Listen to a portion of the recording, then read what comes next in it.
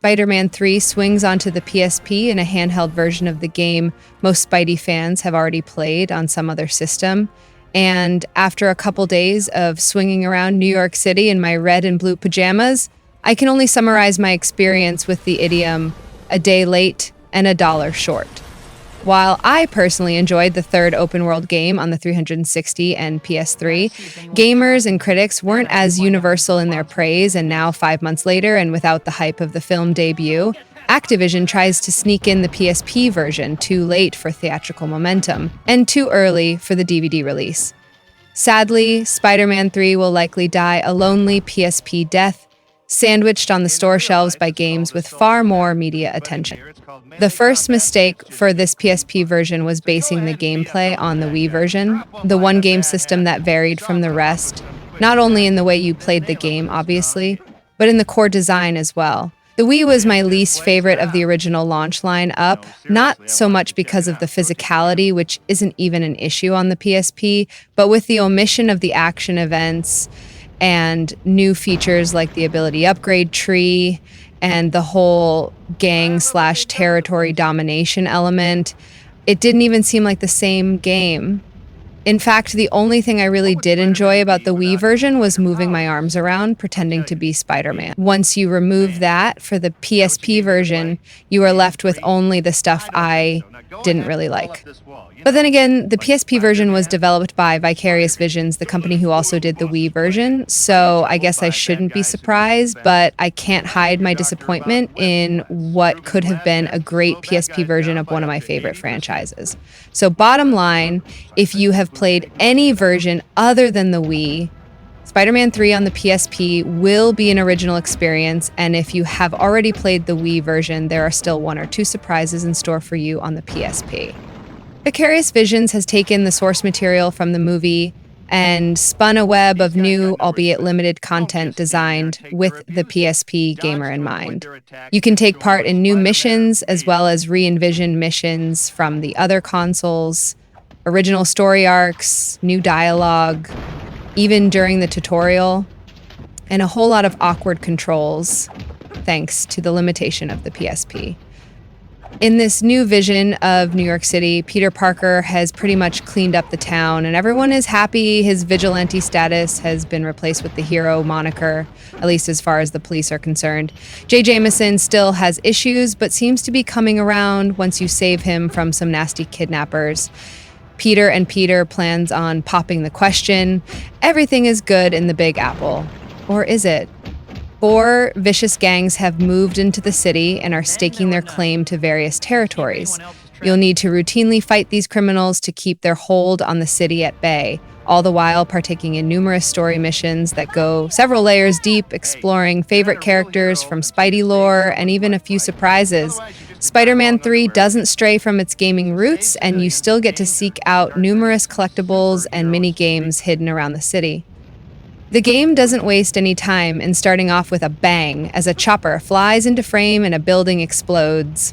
Welcome to the tutorial and guest narrator, Bruce Campbell, who will amuse and abuse verbally as you learn the ropes of the functional but flawed combat and web-slinging system.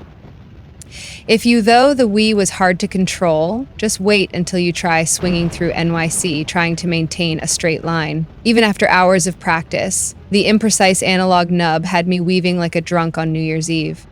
Combat is far more easier than it was on the Wii, with button presses allowing for quick and strong attacks that you can creatively mix into various combos, more of which you will unlock as the game progresses by earning hero points and spending them in the upgrade web.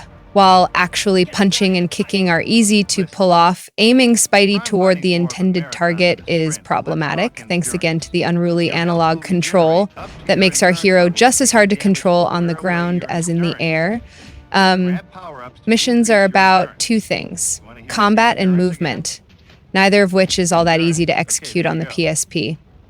Nonetheless, you'll need to master the art of swinging and zipping and jumping, which are all integral to the massively complex combat and combo system, that evolves over the course of the entire game. You will continue to unlock devastating new moves and attacks, but whether you choose to memorize these elaborate movement combos or merely execute sequences of light, strong, and jump attacks with the occasional web hit is up to you.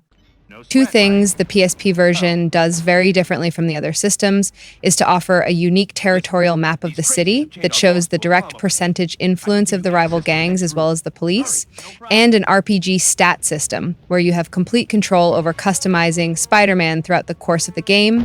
You'll gain experience in combat, and you can spend those points on new moves, upgrades, and abilities, as dictated by a unique customization web. Just pick a path on the web and start adding enhancements to your swinging, attacks, combos, defense, and other abilities.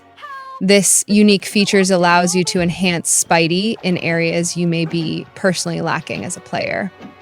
The black suit version of Spidey is also back, and much like the Wii, is far more integrated into the gameplay, adding some definite strategy to the gameplay, at least once you earn the ability to wear it and remove it. The more you wear it, the harder it is to take it off, plus your overall city satisfaction index takes a hit when your fans see you swinging around town looking like a villain. The PSP is an amazing piece of hardware capable of graphics that are right on par with the original Xbox, so it was extremely disappointing to see that the lackluster visuals of the Wii were used for this portable version of Spidey, but again, no surprise considering the developer and source material.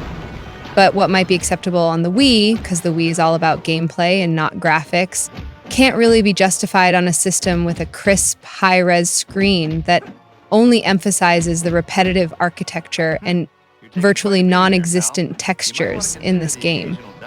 The city is still huge, which means you get a lot of blocky, textureless buildings, pop-up, and unimpressive character models and traffic. The characters are small, often too small at times, approaching NDS size. And I was extremely disappointed in the fact that there was no widescreen support, so characters all have fat faces during the cutscenes, and the game is full of jaggies and serious Freemasonry issues. The camera system is worthless. With no second analog stick, the PSP requires you to use the D-pad while holding L to adjust your camera view, presumably with the same thumb that is moving Spidey. That means you can't move Spidey and the camera at the same time, so when you need to adjust your view, you have to stop moving and usually take some extra damage from cheap attacks. The HUD and menu screens are nicely designed. The 3D map, while not nearly as impressive as the other systems, works well and is complete with all the necessary icons and crime maps. And I still love the spiderweb upgrade interface, even if I'm not a big fan of the system it represents. The soundtrack for the game is worthy of a film. You have that epic hero fanfare that follows Spidey around, and some cinematic scoring for the cutscenes and emotional moments. And then you have this totally awesome in the heat of the night music while you zip around the night sky. The voice acting is excellent, with surprising performances by Tobey, who plays a confident Spidey and a nerdy Peter, as well as Bruce Campbell, who delivers some of the most priceless lines in the entire game. They even have console-specific one-liners, and the Wii version may be just the best when it comes to humor, at least during the tutorial. J.K. Simmons turns in a character-matching performance for his Jameson character, while Topher Grace and Haden Church lend their talents to the game. The rest of the supporting cast is handled with sound-alikes for the important people and just plain good actors for the rest of the population. Spider-Man 3 has plenty of good sound effects, but they seem to be limited to only the action portions of the game. There is very little ambient city noise, which is just plain wrong for NYC, especially when you can look down and see bumper-to-bumper traffic across the city grid and not hear a single horn honking. I also missed the occasional cheers and jeers from bystanders, and Spidey swings through town, and Peter's witty responses. All the important stuff is here, like water, fire, rumbling trains, sifting sand, metallic pipes, echoes and reverbs, sickly thwacks as you punch an egg sack, and all sorts of thumps, oofs, and groans of endless combat. Just make sure you are wearing some good headphones so you can appreciate the best element of this game. Spider-Man 3 is a much shorter game on the PSP with about half the mission content as the other systems, but you'll still find upwards of 12, 15 hours of gameplay. Plus, the PSP offers an exclusive new Conquest mode where Spidey is challenged to complete missions and fight crime before sunrise. This is a nice alternative to the more demanding story mode, great for pick up and play gaming, and you can even earn extra hero points for your efforts.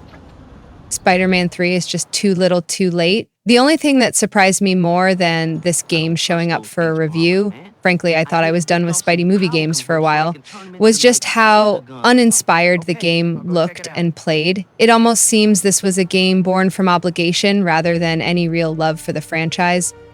I probably could have talked myself into liking Spider-Man 3 more if it had shipped back in May with all the other versions, but as it is, this is just a below-average game that looks dated, plays poorly, and probably isn't worth your time.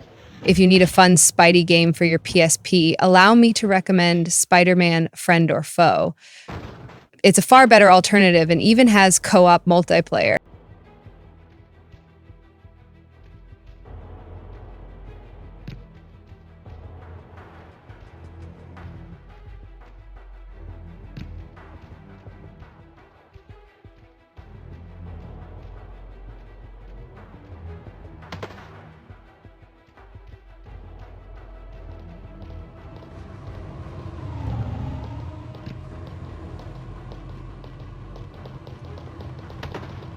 Wish I could tell you everything was okay, Spidey.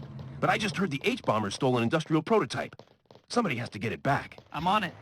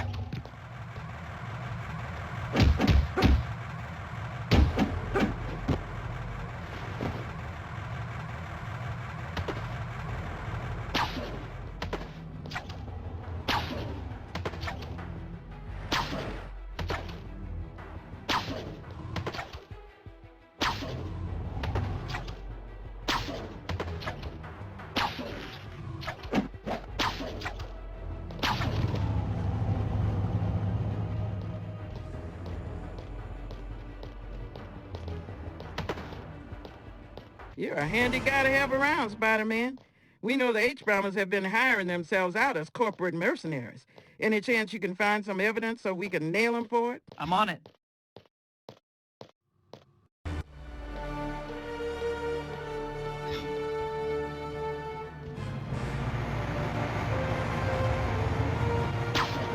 Corporate raiders are bad enough, but now they have their own mercenaries?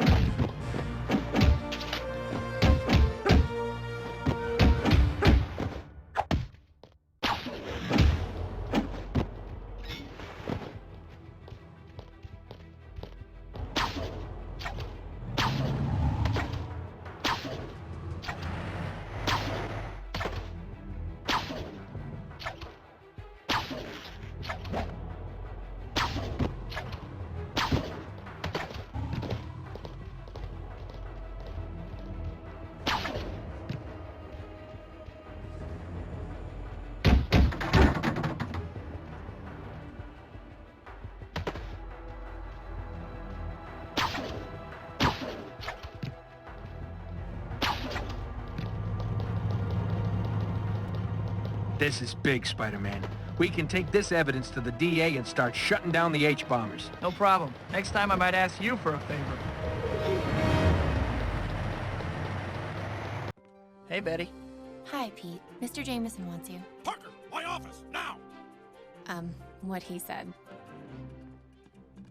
I need pictures for tomorrow's front page.